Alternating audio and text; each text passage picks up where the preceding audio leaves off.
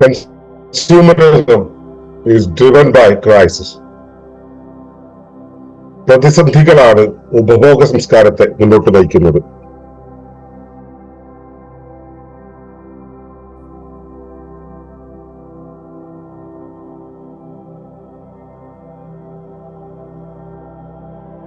തുടർന്നു കാണുന്നതിന് മുമ്പായി ഈ വിഷയം ഇഷ്ടമായെങ്കിൽ ഒന്ന് ലൈക്ക് ചെയ്യുക, കമന്റ് ചെയ്യുക, ഷെയർ ചെയ്യുക. നിങ്ങൾ പ്രകൃതിയെ ഇഷ്ടപ്പെടുന്നുവെങ്കിൽ ഈ ചാനൽ സബ്സ്ക്രൈബ് ചെയ്യുക.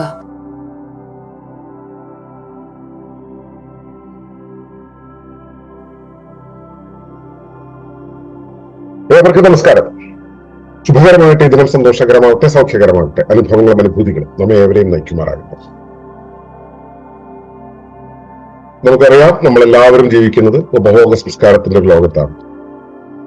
അതിനൊരു തുടക്കം എവിടെയോ ഉണ്ടായിട്ടുണ്ടല്ലോ. നമുക്ക് പ്രകൃതിയിൽ നിന്നും വേണ്ടുന്ന വിഭവങ്ങളെ സ്വീകരിച്ചുകൊണ്ട് ജീവിക്കുക എന്നതാണ് പ്രകൃതിയുടെ സ്വാഭാവികമായ ഡിസൈൻ. പ്രകൃതിയിലെ എല്ലാ ജൈവ വ്യവസ്ഥകളും അതിന്റെ പരിസരത്ത് നിന്നും പരിസ്ഥിതിയിൽ നിന്നും വേണ്ടുന്ന ഘടകങ്ങളെ എടുത്ത് സ്വാംശീകരിച്ച് ശരീരത്തിന്റെ ഭാഗമാക്കി വേണ്ടാത്തവയെ ഉപേക്ഷിച്ചുകൊണ്ടാണ് ജീവിക്കുന്നത്. അപ്പോൾ അതിൽ എന്ത് എടുക്കണം എന്ത് എടുക്കണ്ട എന്നുള്ളത് ആന്തരിക ചോദനയുടെ രൂപത്തിൽ ശരീരത്തിനകത്ത് പ്രകൃതി ആലേഖനം ചെയ്തു വെച്ചിട്ടുണ്ട്. അപ്പോൾ ആന്തരിക ചോദനയുടെയും വാസനയുടെയും അനുസരിച്ചാണ് ഓരോ ജീവിയും അതിന്റെ പരിസരത്ത് നിന്നും വേണ്ടുന്നതിനെ സ്വീകരിക്കേണ്ടത്. എന്നാൽ ഇതിൽ നിന്നും വിഭിന്നമായി തനിക്ക് വേണ്ടത് എന്നതിനേക്കാളും കൂടുതൽ മറ്റൊരാളുടെ പ്രേരണ കൊണ്ടോ മറ്റൊന്നിനു വേണ്ടിയോ തന്റേതല്ലാത്തൊരാവശ്യത്തിന് വേണ്ടി തന്റേതെന്ന് ധരിച്ച് ഉപയോഗിക്കാൻ തുടങ്ങിയ ഒരു രീതി നമുക്കുണ്ട്. അവിടെ നമ്മുടെ ആന്തരിക ചോദനകളെയും വാസനകളെയും ഉപജീവിക്കുന്നതിനും അതീതമായിട്ട് നമ്മൾ യുക്തിയെ, സാമൂഹികമായ പ്രേരണയെ അല്ലെങ്കിൽ മറ്റേതെങ്കിലും തരത്തിലുള്ള ഇടപെടലിനെ ആധാരമാക്കേണ്ടി വന്നത് കൊണ്ടാണ്. അപ്പൊ അതിന് നമ്മുടെ ഇതിഹാസങ്ങളിൽ പറഞ്ഞിട്ടുള്ളത് വെച്ച് നോക്കിയാല് ഈ ആദത്തിന്റെയും ഹവ്വയുടെയും കഥയുണ്ടല്ലോ, നമുക്ക് എല്ലാവർക്കും അറിയാത്ത കഥയാണ്. അപ്പൊ ആദവും ഹവ്വയും ഉപയോഗിക്കുന്ന ആ വിലക്കപ്പെട്ട കനി, സാത്താന്റെ പ്രേരണ കൊണ്ട് ആ വിലക്കപ്പെട്ട കനി തിന്നേണ്ടി വരുന്നത് യുക്തിയുടെ സ്വാധീനം എന്നുള്ള അർത്ഥത്തിലാണ്. അവിടെ ആ ഒരു എക്സ്റ്റേണൽ ഇടപെടൽ വന്നത് യുക്തിയാണ്.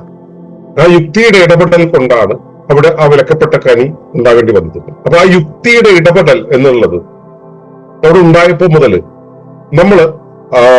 നമുക്ക് വേണ്ടതല്ലാത്തതിനെടുത്ത് ഉപയോഗിക്കാൻ തുടങ്ങിയിട്ടുണ്ട്. അപ്പൊ വേണ്ടത് എന്തെന്നുള്ളത് ശരീരം പറയും, വേണ്ടത് അല്ലാത്തത് ആണ് വേണ്ടതെന്നുള്ള ഭ്രമം, ആ ഭ്രമകൽപ്പന ഉണ്ടാക്കുന്നത് ബുദ്ധിയാണ്. ബുദ്ധി നമ്മുടെ ഉള്ളില് ചില ഭാവനകൾ ഉണ്ടാക്കി തരും. ആ ഭാവനകളുടെ പുറകെ പോകുന്ന സമയത്ത് നമ്മുടെ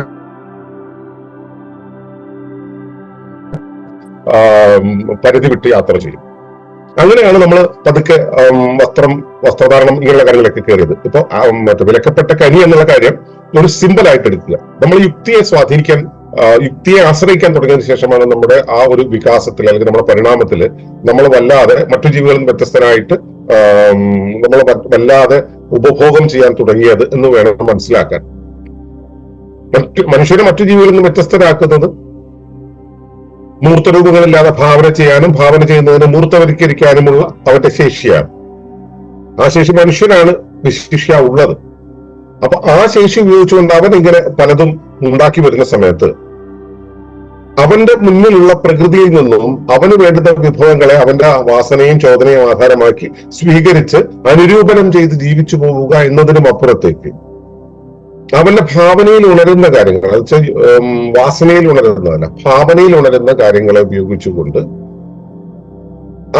അവന്റെ പരിസരത്തെ, അവന്റെ ജീവിതക്രമത്തെ, അവന്റെ ഒരു ഒഴുക്കിനെ മാനിപ്പുലേറ്റ് ചെയ്തു വന്ന ഒരു വികാസം നമ്മൾ ഉണ്ടായിട്ടുണ്ട്.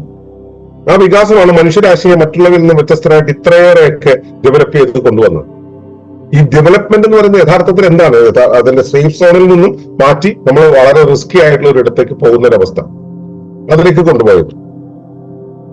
അപ്പോ മനുഷ്യന് വേണ്ടുന്ന വിഭവങ്ങളെ പ്രകൃതിയിൽ നിന്നും സ്വീകരിക്കുക എന്നുള്ളതിക്ക് പകരം അവന് വേണ്ടുന്നത് എന്തോ അത് അവൻ പ്രകൃതിയിൽ ഇടപെട്ട് ഉൽപ്പാദിപ്പിക്കുന്ന രീതിയിലൂടെ ആണ് അവൻ കൃഷി തുടങ്ങിയത്. അവൻ എന്ത് വേണോ അത് അവന് വേണ്ടുന്നിടത്ത്, അവന് വേണ്ടുന്ന അളവിൽ, വേണ്ടുന്ന രൂപത്ത്, വേണ്ടുന്ന കാലത്ത് ഉണ്ടാക്കിയെടുക്കുക എന്നുള്ള പ്രക്രിയ. അവിടെ സ്വാഭാവികമായി യുക്തിയുടെ ഇടപെടലുണ്ട്. അതിന് ആ യുക്തിയുടെ ഇടപെടൽ കൊണ്ട് അവൻ ഉപയോഗിക്കുന്നതാകട്ടെ പ്രകൃതിയുടെ നിയമങ്ങളെയും പ്രകൃതിയുടെ സംവിധാനങ്ങളെയുമാണ്. ആ സംവിധാനങ്ങൾ അവൻ ഉപയോഗിക്കുന്നു, പക്ഷെ യുക്തിയുടെ ഇടപെടൽ കൊണ്ടാണ്. യുക്തിയാണ് അതിന്റെ നിയന്ത്രണ ശക്തി. അപ്പൊ അങ്ങനെ അവന്റെ ഇടപെടൽ, പ്രകൃതിയിലുള്ള ഇടപെടൽ മൂലമാണ് അവൻ ഉൽപാദനം ഉണ്ടാക്കുന്നത്. ഈ ഉൽപാദനം ഉണ്ടാക്കുന്ന സമയത്ത് അവന്റെ ഗുണഭോഗം എന്നുള്ള അവസ്ഥയ്ക്ക് പകരം അവിടെ ഒരു പുതിയ സാധനം, ഉപഭോഗം.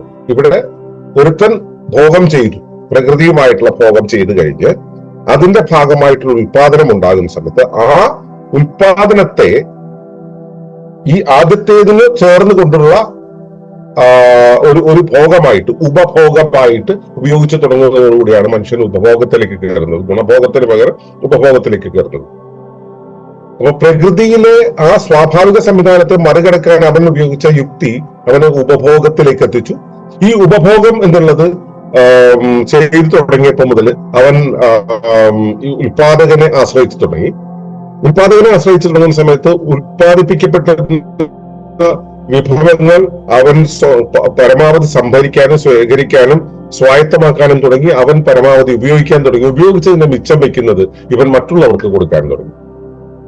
ആ മറ്റുള്ളവർക്ക് കൊടുക്കുക എന്നുള്ളതിൽ നിന്നാണ് അവൻ മറ്റുള്ളവർക്ക് കൊടുക്കാനും അതിൽ നിന്നും മിച്ചം വെക്കുന്നത്, അതിൽ നിന്നും അവന് തിരിച്ചു കിട്ടുന്നതാണ് അവന്റെ ലാഭമായിട്ട്, പ്രോഫിറ്റ് ആയിട്ട് അവൻ ഉണ്ടാക്കിയെടുത്തത്. ഈ പ്രോഫിറ്റിനെയാണ് പിന്നീട് പ്രോഫിറ്റിലും അധികമായിട്ട് നിൽക്കുന്നതിനെയാണ് നമ്മൾ സമ്പത്ത് എന്ന രീതിയിലേക്ക് ഡെവലപ്പ് ചെയ്തത്. Primary circle of wealth develop ചെയ്ത് വരുന്നത് ഇങ്ങനെ ഒരു ചക്രത്തിലൂടെയാണ്. അപ്പോ ഈ ഉപഭോഗത്തിന് ഉപയോഗിച്ച ആ വിഭവത്തിന്റെ ആ ഒഴുക്കുണ്ടല്ലോ, ആ വിഭവം പോയത്, വിഭവം കൊടുത്തു, വിഭവത്തിന് പകരം അവരിൽ നിന്നും അതുപോലെ അവരുണ്ടാക്കി വെച്ചിട്ടുള്ള ഏതെങ്കിലും പ്രാകൃതികമായിട്ടുള്ള ഇടപെടൽ, ആ ഇടപെടലിൽ നിന്നുണ്ടാവുന്ന, അതായത് മനുഷ്യാധ്വാനം എന്നുള്ള ആ ഇൻവെസ്റ്റ്മെന്റ് നമ്മളിവിടെ ഇൻവെസ്റ്റ് ചെയ്തിട്ട് നമ്മളൊരു ഉൽപാദനം ചെയ്തു, ആ ഉൽപാദനത്തിന്റെ ഉൽപ്പന്നം കൊടുത്തു, ഉൽപാദനത്തിന് പകരമായിട്ട് അവന്റെ അധ്വാനത്തെ നമ്മൾ സ്വീകരിക്കുന്നു. ഈ അധ്വാനത്തെയാണ് പിന്നെ അവൻ പരിവർത്തനം ചെയ്ത് പണം എന്നുള്ള രൂപത്തിലേക്ക് ഇങ്ങനെ കൊണ്ടുവന്ന് പണത്തിന്റെ ഒഴുക്കിലേക്ക് ശ്രദ്ധ കേന്ദ്രീകരിച്ച് കൊണ്ടുവന്നത്. അപ്പൊ ഇവിടെ എല്ലാം തന്നെ ഈ ഉപഭോഗ ഉൽപാദന ഉപഭോഗ പ്രക്രിയ, ആ ഒരു സീക്വൻസ് ഇവിടെ നടന്നുകൊണ്ടേയിരിക്കുന്നുണ്ട്. ഇതിന്റെ പരിണതിയാണ് പിന്നീട് ഉൽപാദകന് നിലനിൽക്കണമെങ്കിൽ ഉപഭോക്താവ് ഉണ്ടായേ പറ്റൂ. ഉപഭോക്താവ് എന്നുള്ളത് ഒരു റിക്വയർമെന്റ് ആയിട്ട് മാറുന്നത്.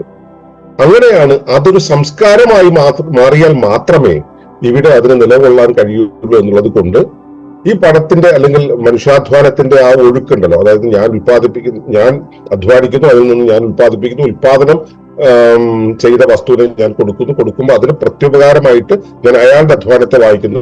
ഈ അധ്വാനത്തെ റെഫർ ചെയ്തുകൊണ്ട് നമ്മളൊരു ഒരു സിമ്പൽ ഉണ്ടാക്കുന്നു, അതിനെ പണം എന്ന് വിളിക്കുന്നു. ഈ പണം എന്നുള്ളത് ഉൽപാദന ഉപഭോഗ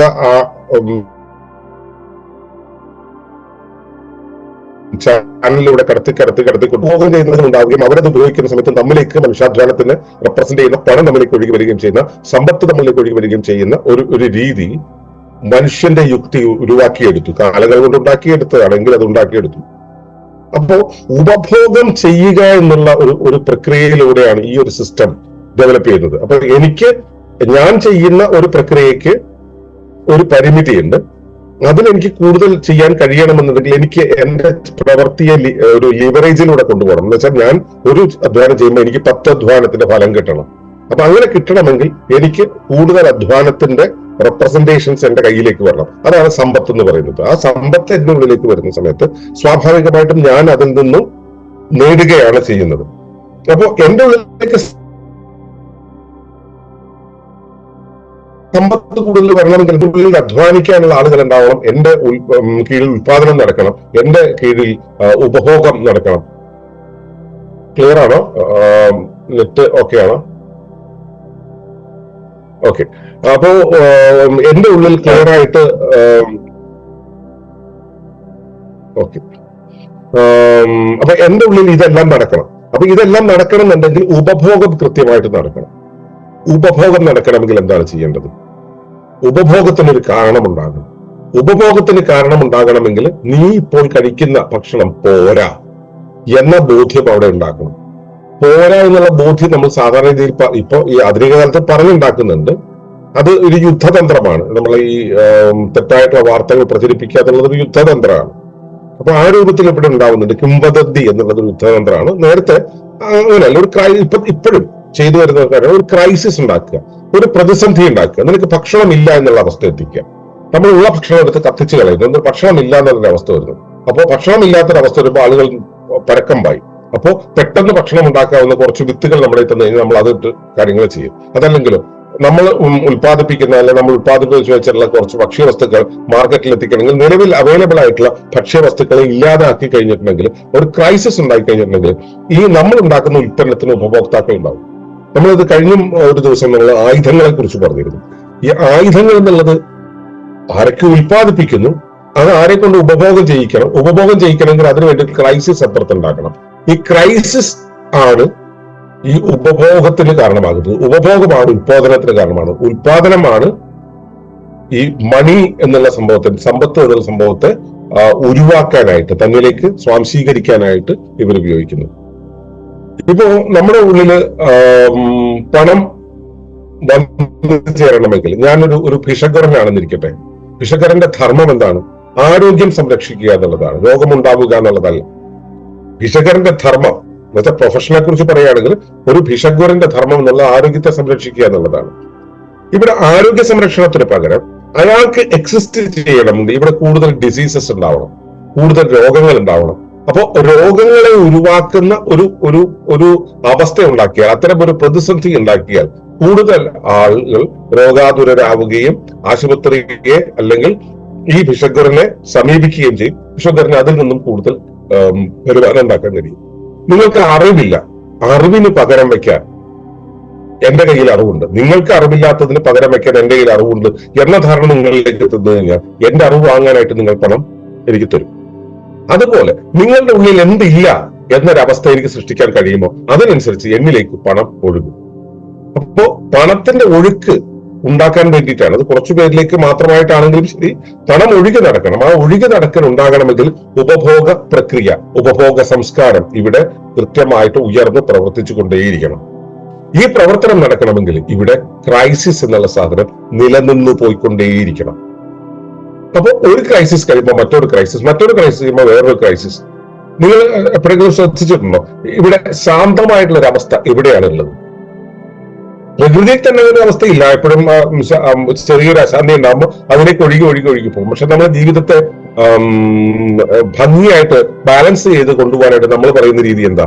വലിയ പീക്കുകളിലേക്ക് പോകുന്നതിന് പകരം ചെറിയ ഉയർച്ച താഴ്ചകളിലൂടെ പോകുന്ന ലളിത ജീവിതം നയിച്ചാൽ ജീവിതം മുമ്പോട്ട് പോവുകയും എന്നാൽ വലിയ അധികങ്ങളില്ലാതെ ജീവിക്കുകയും ചെയ്യും. ഇത് തന്നെയല്ലേ കോടാനുകോടി വർഷങ്ങൾ കൊണ്ട് ജീവജാലങ്ങൾ ഭൂമിയിൽ ജീവിച്ചു കൊണ്ടുവന്നത്. വലിയ ക്രൈസിസുകൾ ഇല്ലാതെ ചെറിയ ഭേദങ്ങളോടുകൂടിയാണ്. അവിടെ സസ്റ്റൈനബിലിറ്റിക്ക് ചാലഞ്ച് ഉണ്ടായിരുന്നില്ല. അവിടെ സ്വസ്ഥതയുടെ പ്രശ്നം സ്വസ്ഥത നഷ്ടപ്പെടുന്ന പ്രശ്നം ഉണ്ടായിരുന്നില്ല. ആധുനിക കാലത്ത് നമ്മൾ പറയുന്നു നമ്മൾ മൊത്തം പ്രശ്നത്തിലാണ്.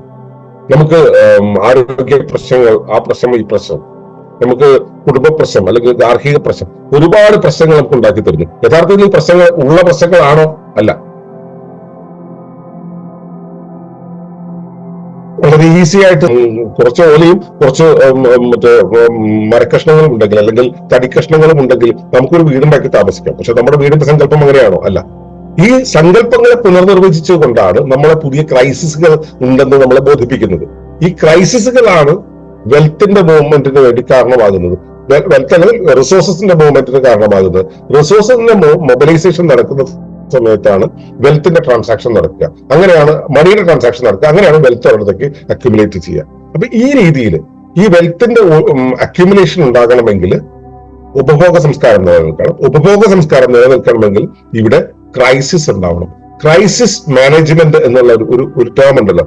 ക്രൈസിസ് മാനേജ്മെന്റ് യഥാർത്ഥത്തിൽ ഫോക്കസ് ചെയ്യുന്നത് ഇപ്പോഴുള്ള ക്രൈസിസിനെ മാറ്റുക എന്നുള്ളതിനേക്കാളും കൂടുതൽ ക്രൈസിസ് ഒരിക്കലും റിസോൾവ് ചെയ്യാതിരിക്കുക എന്നുള്ള കാര്യത്തിലാണ്. അത്തരത്തിലാണ് എല്ലാ ക്രൈസിസ് മാനേജ്മെന്റ് സംവിധാനങ്ങളും ഉണ്ടായിട്ടുള്ളതെന്നാണ് എനിക്ക് മനസ്സിലായിട്ടുള്ളത്. നമ്മൾ മനസ്സിലാക്കേണ്ട ഒരു കാര്യം എന്ന് പറയുന്നത് കൺസ്യൂമറിസം ക്രൈസിസിനെ ഉപയോഗിച്ചുകൊണ്ടാണ് ഈ കാര്യങ്ങളെ കൊണ്ടുപോകുന്നത്. നിങ്ങൾക്ക് പ്രതിസന്ധികളിൽ നിന്ന് മാറണമെന്നുണ്ടെങ്കിൽ ഉപഭോഗ സംസ്കാരത്തെ എടുത്തു ദൂരെ കളയാനുള്ള ആ ശേഷി ഉണ്ടാവണം. അതിനുള്ള മാർഗം എന്താണ്? സ്വാശ്രയത്വം, പൂർണ്ണമായ സ്വാശ്രയത്വം, പൂർണ്ണമായ പാരസ്പര്യം, പൂർണ്ണമായ പ്രാദേശികപരത. ഈ ഒരു അവസ്ഥ ഉണ്ടെങ്കിൽ മാത്രമേ നമുക്ക് കൺസ്യൂമേഴ്സിന് ദൂരെ കളയാൻ കഴിയുള്ളൂ. അതിനുള്ള സന്നദ്ധത ഉണ്ടാവണം, നിങ്ങളുടെ അർത്ഥവത ഉണ്ടാവണം, എങ്കിൽ മാത്രമേ അത് സാധ്യമാവുകയുള്ളൂ. അതല്ലെങ്കിൽ നിങ്ങളുടെ അടുത്ത തലമുറ അവർ ക്രൈസിസിനെ നേരിടേണ്ടി വരും, വലിയ ക്രൈസിസുകൾ. നേരത്തെ ഉണ്ടായിരുന്ന ക്രൈസിസുകൾ എന്ന് വെച്ചാൽ ഒരു 200-300 വർഷം മുമ്പ് ഉണ്ടായിരുന്ന ക്രൈസിസുകളല്ല ഇന്നത്തെ ക്രൈസിസ്. ഓരോ വർഷം കഴിയുന്നത് ക്രൈസിസിന്റെ സൈസ് കൂടുകയാണ്. നമ്മൾ വിചാരിക്കുന്നത് നമ്മൾ ജീവിക്കുന്ന സേഫ് സോണിലാണ്. അല്ല, വേലിക്കെട്ടുകൾ ആവശ്യത്തിലേറെയുണ്ട്. വേലിക്കെട്ടുകൾ കൂടുന്തോറും നമ്മൾ പ്രതിസന്ധികൾ കൂടിക്കൊണ്ടിരിക്കുന്നു, വിദ്യകൾ കൂടുന്തോറും നമ്മൾ പൊക്കം കൂടിക്കൊണ്ടിരിക്കുന്നു, വീഴ്ചയുടെ ആകാരം കൂടും. അതുകൊണ്ട് തന്നെ കൺസ്യൂമറിസത്തെ ദൂരെ കളയണമെങ്കിൽ നമ്മൾ ലളിത ജീവിതത്തിലേക്ക് ചെന്നെത്തണം, മിനിമലിസത്തിലേക്ക് ചെന്നെത്തണം. അതിനുള്ള വഴിയാണ് സുസ്ഥിര ജീവന സമൂഹങ്ങൾ മുൻപോട്ട് വയ്ക്കുന്നത്. ബോധ്യപ്പെടുക, കൺസ്യൂമറിസത്തെ നിങ്ങൾ എത്ര ആശ്രയിക്കുന്നു അത്രത്തോളം നിങ്ങൾ പ്രതിസന്ധികളുടെ ഇടയിൽ ജീവിക്കാൻ പ്രേരിതരാകും. അതിൽ നിന്ന് വഴിമാറുവാനുള്ള ബോധ്യം നിങ്ങൾക്കുണ്ടാകട്ടെ എന്ന് പ്രാർത്ഥിക്കുന്നു. നന്ദി, നമസ്കാരം.